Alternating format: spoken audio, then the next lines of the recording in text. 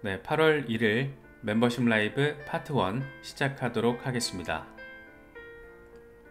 시장 전체가 좀 어수선하게 8월 한 달에 문을 열었습니다. 8월 첫날인데 종가 마감 상황을 보면 7월 종가 마감 상황을 보면 조금 아쉽긴 하지만 그래도 뭐 크게 우려할 상황은 아닌 그런 모습이 포착이 되고 있습니다. 어쨌든 비트코인은 다시 65,000달러 돌파 지지를 테스트를 해야 되는 상황이고, 이더리움은 그래도 3,200달러 수준에서는 자리를 지켜주고 있습니다. 솔라나는 다시 170달러 초반으로 호텔을 냈고, XRP가 힘이 좀 느껴지죠. 비트코인이 한 2~3% 이상 빠지는 와중에 여전히 0.62달러대 위에서 자리를 해주고 있다는 것은 뭐가 있다 라는 걸 조금 한 번 더 생각을 하게 만드는 것 같습니다. 비트코인 7월 종가 65,000달러 바로 아래에서 마감이 됐어요. 좀 아쉽더라고요. 개인적으로는 어쨌든 65,000달러 위에서 7월 월간 종가가 마무리가 됐으면 하는 마음이 있었는데, 그렇게 2021년 고점을 기준으로 했을 때 2차 박스권 위에서 자리를 해주길 바랐었는데, 어쨌든 조금 모자르게 65,000달러 언저리 정도로 표현할 수 있겠네요. 65,000달러 언저리에서 7월 월간 종가가 마무리가 됐습니다.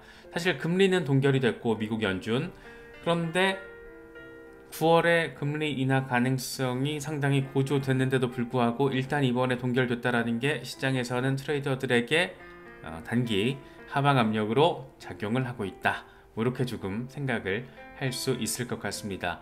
긍정적인 재료들도 굉장히 많은데 이 금리가 사실 이번에 동결될 거라는 것은 기정사실이었는데도 불구하고 시장이 이렇게 반응하고 있다라는 거, 개인적으로는 니들 좀 오버다 라는 생각이 좀 들기도 하네요.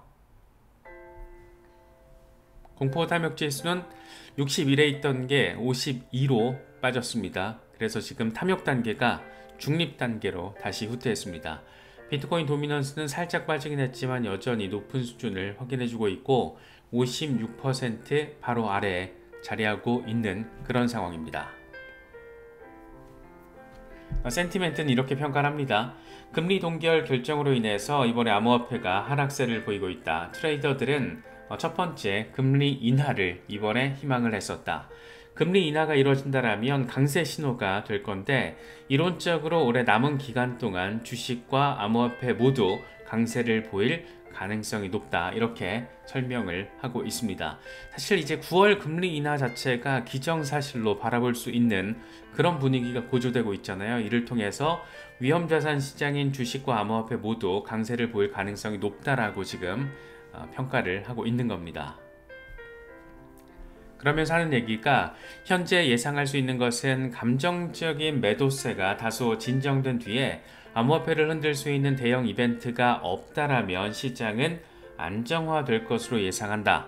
공격적인 고래 매집과 대중들의 부정적인 인식이 증가하면 시장 전반의 큰 반응을 위한 이상적인 재료가 될 것이다 라고 평가를 하고 있어요. 그러니까 감정적인 매도세라는 거죠. 지금 사실 상황 자체는 이렇게 매도 물량 터질 때가 아닌데, 단기 트레이딩 하시는 분들이 감정적인 매도세에 지금 올라타고 있다라는 거고, 추가로 흔들 수 있는 대형 이벤트, 악재 재료가 없다라면 8월에 시장 괜찮을 거다라는 얘기를 하고 있는 겁니다.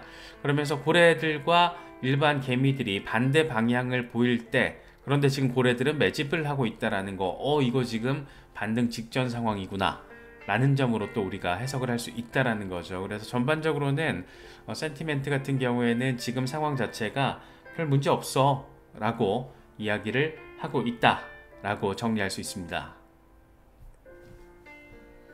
사실 좀 아쉬워요. 정말 제롬 파월 의장 멘트는 위험자산 시장에 굉장히 긍정적인 시그널을 준 건데, 비트코인이 좀 하방 압력을 받는다라는 것은 조금 단기적이겠지만 물론 아쉽게 느껴집니다. 제롬 파월 의장이 회견을 통해서 이렇게 얘기를 합니다. 9월 금리 인하와 관련해서 아무런 결정도 내리진 않았지만 이전보다는 금리 인하에 가까워지고 있다. 9월에 금리 인하 고려할 수 있다. 인플레이션이 기대처럼 계속 완화되는 모습을 보여주고 있고, 성장도 어느 정도 보이고 있고, 노동시장이 유지 또는 완화되면 9월 금리 인하 가능성이 있다. 반면 인플레이션 데이터가 안 좋아지면 시간이 좀 더 필요할 수 있다. 현재 상황은 나쁘진 않다. 경제는 견고하게 성장하고 있고 노동시장은 더 균형을 이루게 됐다. 노동 데이터는 팬데믹 이전 수준까지 돌아왔다. 현재 상황이 나쁘진 않지만 더 큰 자신감을 갖기를 원하고 있다. 2분기 인플레이션 데이터는 우리에게 더 큰 자신감을 가져다 줬다. 뭐 이렇게 이야기를 하고 있습니다. 일단 9월 금리 인하 가능성은 상당히 높다라고 바라볼 수가 있는데 문제는 뭐냐면 지금의 어떤 연준이 금리 인하를 선택을 한다라는 것은 인플레이션이 완화되고 있다라는 점에 방점을 찍을 수도 있겠지만 경기 침체가 우려되고 있다라는 점에 또 방점이 찍힐 수가 있는 겁니다. 그래서 과거 팬데믹 때 제로금리 때처럼 그런 정도 수준의 금리 인하에 정서적인 측면과는 완전히 대치될 수 있다라는 거, 이런 점들도 요번엔 조금 의미 해석이 다를 수밖에 없다라는 거, 이런 점들도 우리가 염두를 좀 해볼 필요가 있을 것 같습니다. 그래서 마냥 단기적으로 만약에 금리 인하 조치가 내려지면 단기적으로는 급등 재료로서 역할을 할 겁니다. 그런데 그게 이전처럼 제로금리 시대처럼 반응이 나오진 않을 거라는 거죠. 그래서 너무 막연하게 금리 인하가 가져다 줄 파급 효과를 너무 막연하게 긍정적으로만 바라보다가는 된통 한방 얻어 맞을 수도 있다. 뭐 이런 점들도 참고를 하시면 더 좋을 것 같습니다. 마이클 반데포페 이렇게 이야기를 합니다. FOMC로 인해서 비트코인이 지금 정체된 모습이다. 6만 달러에서 6만 2천 달러 위에서 유지가 되는 한 8월에도 사상 최고치를 향해서 계속 나아갈 수 있을 것이다. 이렇게 얘기를 합니다. 그러니까 지금 1차 박스권, 2차 박스권 구분을 했을 때 2차 박스권 위에서 놀아주는 게 가장 베스트인데 그러진 못하더라도 지금 정도 구간 나이스하다. 1차 박스권의 지지라인이 6만 달러잖아요. 그래서 6만 달러 부근에서만 지지를 잘 확인해 준다라면 시간이 조금 걸릴 수는 있겠지만 결국에는 나아가게 될 것이다 라는 얘기를 지금 하고 있는 겁니다. 젤레 같은 경우에는 지금 몇 달 동안 압력이 쌓이는 동안 블랙록은 거의 200억 달러 규모의 비트코인을 축적했다. 마운트 곡스 우려도 거의 사라졌고 7만 달러 이하에서 비트코인이 자리하는 시간 그렇게 오래 지속되지는 않을 것 같다라고 이야기를 하고 있습니다.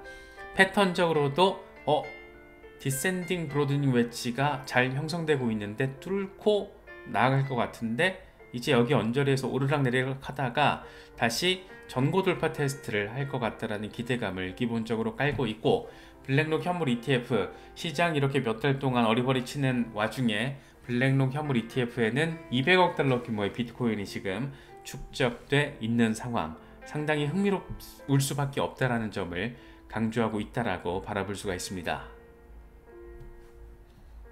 머스타시는 이렇게 얘기를 합니다. 오늘 비트코인 월간 종가는 2021년 올타임 하이를 넘어선 6번째 월간 종가다. 곧 강세 돌파를 할 것 같다. 아직 충분히 강세는 아니다.